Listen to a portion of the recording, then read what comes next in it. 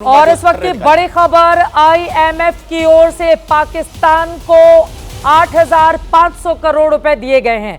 हालांकि भारत लगातार विरोध कर रहा था, लेकिन आईएमएफ की ओर से पाकिस्तान को 8,500 करोड़ दिए गए हैं। आपको बताते चले, पाकिस्तान की हालत पहले से इतनी ज्यादा बुरी है कि वो आईएमएफ के आगे लगातार गिड़गिड़ा रहा था। और 8,500 करोड़ रुपए भारतीय रुपीस में हम बता रहे हैं। विशाल, जल्दी से इसकी डिटेल शेयर कीजिए, क्या जानकारी है। भारत की ओर से विरोध किया गया था, पाकिस्तानी देश हो पैसा दोगे तो ये आतंकवादी वारदातों में लगाएगा, लेकिन फिर भी आईएमएफ की ओर से उसको 8,500 करोड़ रुपए दिए गए। बिल्कुल, यहाँ पर देखिए आईएमएफ की तरफ से पाकिस्तान को 8,500 करोड़ रुपए का ये पैकेज दिया गया। हालांकि भारत ने विरोध किया था, क्योंकि जिस तरह से पाकिस्तान लगातार ऐसे पैकेज का दुरुपयोग करता है, आतंकवाद को बढ़ावा देता है, सीमा पार से आतंकवाद को बढ़ावा देता है। और आज जब इस पर वोटिंग हो रही थी तो भारत ने खुद को एब्सेंट भी किया था मतदान के दौरान, और तमाम अपना पक्ष रखते हुए इसका विरोध भारत ने किया था। लेकिन आईएमएफ की तरफ से पाकिस्तान को यह पैकेज दिया गया है, लगभग 8,500 करोड़ रुपए का पैकेज यहां पर दिया गया है। और देखा जाए तो आईएमएफ जो कि उसको कहीं ना कहीं जो तमाम तथ्य हैं पूरी दुनिया भर से सामने आते हैं, उन तथ्यों पर जरूर गौर करना चाहिए था। कहीं ना कहीं आईएमएफ जैसी संस्था पर सवाल भी खड़े होंगे कि आखिरकार पाकिस्तान जो कि आतंकवाद को पालता पोसता है, आतंकवाद को बढ़ावा देता है, उसे कैसे इतना बड़ा पैकेज आईएमएफ की तरफ से दिया जा सकता है। ये सवालों के घेरे में जरूर रहेगा। चित्रा, आशीष, इस पर आपकी टिप्पणी। 8,500 करोड़ रुपए दे दिए गए। पाकिस्तान क्या करेगा इन पैसों का इस्तेमाल? वो आतंकवादी वारदात को अंजाम देने में करेगा भारत के खिलाफ। इसीलिए भारत ने विरोध किया था कि मत दो पैसा, ये इसी तरह से आतंकवादियों के ऊपर खर्च करता है और उसके बाद भारत में दहशतगर्दी फैलाता है। लेकिन फिर भी आईएमएफ की ओर से पैसे दिए गए उसको। देखिए, यही तर्क रखा गया था आईएमएफ की बोर्ड मीटिंग में आज भारत की तरफ से कि ये पूरा पैसा साइफन ऑफ कर लिया जाता है। पाकिस्तान के बड़े बड़े टॉप जनरल्स अपने बिजनेस एस्टेब्लिश करते हैं, अपने एनजीओस चलाते हैं, अपने फोरम्स चलाते हैं, और इसका ध्यान रखते हुए कि किस तरह से इस पैसे का इस्तेमाल किया जाता है क्रॉस बॉर्डर टेररिज्म के लिए, इंडिया को अटैक करने के लिए। दुनिया भर में कई जगहों पर मल्टीपल टेरर एक्टिविटीज़ में इन फंड्स का इस्तेमाल पाकिस्तान करता रहा है लंबे समय से। इसको ध्यान में रखते हुए भारत के इन कंसिडरेशंस को, इन ऑब्जेक्शंस को आईएमएफ अपने दिमाग में रखेगा, अपने मन में रखेगा जब इस पर फैसला करेगा। निश्चित तौर पे ये थोड़ा सा भारत के लिए डिप्लोमेटिकली डिसअपॉइंटिंग है कि इसके बावजूद आईएमएफ ने ये फैसला किया है कि वो पाकिस्तान को आगे बढ़ करके इतनी बड़ी रकम लोन के रूप में दे रहा है। लेकिन साथ में कुछ प्रोसीजरल ऑब्लिगेशंस होते हैं, मुझे लगता है उसका ख्याल रख करके ऐसा किया गया है। फिर भी विशाल बिल्कुल ठीक कह रहे हैं कि सवालों के घेरे में होगा। एक बार फिर से अपने दर्शकों को बता दें, आईएमएफ की ओर से आपको बताते चले कि पाकिस्तान को कर्ज दिया जा चुका है, 8,500 करोड़ का है। भारत ने पहले ही इसका विरोध किया था कि मत करो ऐसा, क्योंकि वो आतंकवादी वारदातों को अंजाम देने में लगा रहेगा और ऐसे वक्त पर उसको ये कर्ज मिला है। लेकिन विशाल, जल्दी से, अभी तो कर्ज का ऐलान किया गया है, तमाम फॉर्मेलिटीज होंगी या तुरंत मिल जाएगा? मतलब इसको लेकर किस तरह की प्रक्रिया अब आगे बढ़ेगी? देखिए, इसकी जो भी प्रोसीजर होता है वो फॉलो करना होगा। लेकिन यहाँ पर अगर देखा जाए तो आईएमएफ जैसी संस्था पर सवाल जरूर खड़े होंगे, क्योंकि पाकिस्तान जब आतंकवाद को बढ़ावा देता है, एक नहीं हजारों सबूत ऐसे हैं कि पाकिस्तान इस फंड का दुरुपयोग करता रहता है। लगभग 24 बार इस तरह के फंड पाकिस्तान को मिले हैं अब तक, और उन तमाम फंड्स को किस तरह से वो इस्तेमाल करता है ये पूरी दुनिया जानती है। कैसे वो सीमा पार से आतंकवाद का इस्तेमाल करता है या फिर आतंकी शिविरों को फंडिंग करता है। जो यूएन के द्वारा डेजिग्नेटेड टेररिस्ट हैं उनको छिपाने पर पैसा खर्च करता है पाकिस्तान।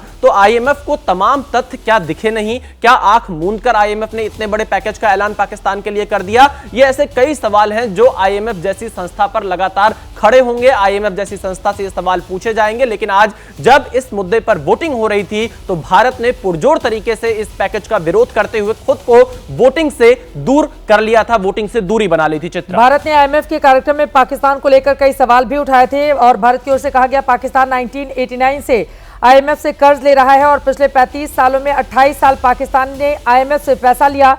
2019 से पिछले 5 सालों में पाकिस्तान ने आईएमएफ से 4 कार्यक्रम। अब कुल मिलाकर ये स्थिति बनी हुई है कि जो भी पैसे लेता है फिर उसके बाद वो लगातार आतंकवादी वारदातों को अंजाम देने में लग जाता है। अब ये जो पैसे मिले हैं ये क्या करेगा? वो इससे अपनी जनता का तो भला करेगा नहीं, वो हिंदुस्तान के खिलाफ दहशतगर्दी को और ज्यादा बढ़ावा देगा। नीरज, जिस सवाल का जवाब आपसे यही तो करेगा, पैसे मांगेगा उधार लेकर आईएमएफ से, और उसके बाद अंतर्राष्ट्रीय मुद्रा कोष से लेने के बाद हिंदुस्तान के खिलाफ दहशतगर्दी में इस्तेमाल करेगा इन पैसों को।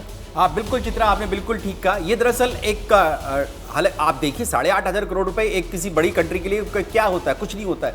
भारत का जो रक्षा बजट है सिर्फ और सिर्फ हमारे हथियारों के लिए ही 1,80,000 करोड़ रुपए इस साल दिए गए थे हमारे हथियार के जो 8,500 करोड़ रुपए ये तो हमारे ECHS में चले जाते हैं, रक्षा बजट में से 8,500 करोड़ रुपए ये हमारे ECHS यानी कि हमारे जो सैनिक हैं, पूर्व सैनिक हैं, उनकी जो मेडिकल के लिए जो दिया जाता है 8,500 करोड़ रुपए, वो रक्षा मंत्रालय यानी भारत सरकार वित्त मंत्रालय देता है ECHS। तो ये अमाउंट बहुत छोटा है एक बड़ी कंट्री के लिए, लेकिन IMF अगर देता है, किसी कंट्री को लोन देता है, इस तरह की फंड की मदद करता है, तो उससे क्या होता है, वैलिडिटी आपको मिल जाती है। जो आप हम लोग लगातार भारत कोशिश कर रहा है कि ये टेरर स्टेट है, ये रोग स्टेट है, ये दुष्ट राष्ट्र है, उस पर कहीं ना कहीं इस बात पर ये हो जाता है कि दूसरी कंट्रीज जो हैं, जिसको जो लगातार बंद करती रही थी, इनको फंड देना, लोन देना, वो दरअसल जो है वो भी सोचती है कि हाँ ठीक है, इसको आप दे सकते हैं। और वो सिर्फ इसलिए क्योंकि ये अभी इसने अमेरिका के साथ जो है एक जो आतंकी पकड़ कर दिया था, उसके चलते ही इस तरह की जो बेल आउट जो है वो इन पाकिस्तान जैसे देशों को मिल जाती है, दुष्ट राष्ट्रों को मिल जाती है, जो कि नाकाम देश हैं, बिल्कुल फेल्ड स्टेट हैं। भारत की ओर से कहा गया था अपने भीतर झांक कर डिसीजन ले IMF, लेकिन उसके बावजूद निर्णय ले लिया गया है। IMF नजर रखता है कि नहीं नजर रखता है कि ये जो पैसे लोन के तौर पर ले रहा है पाकिस्तान, उसका वो खर्च कहां पर करता है? आशीष,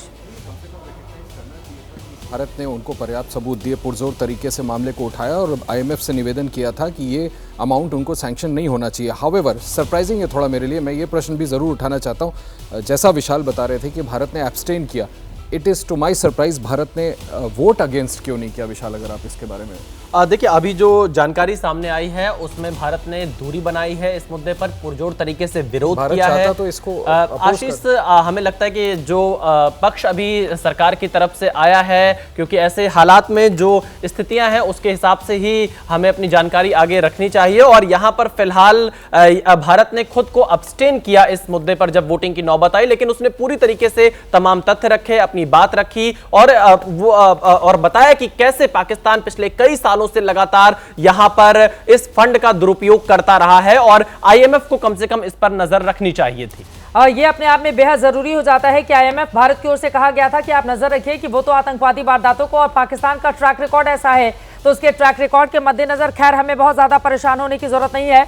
8,500 करोड़ मिल गया या जो भी मिल गया, पाकिस्तान खुद ही 4 टुकड़ों में बंटने के लिए तैयार बैठा हुआ है, हिंदुस्तान को कुछ करने की जरूरत नहीं है। और यहां पर सिर्फ जो पाकिस्तान की ओर से कार्रवाई की जा रही है, हम उसका पलटवार कर रहे हैं।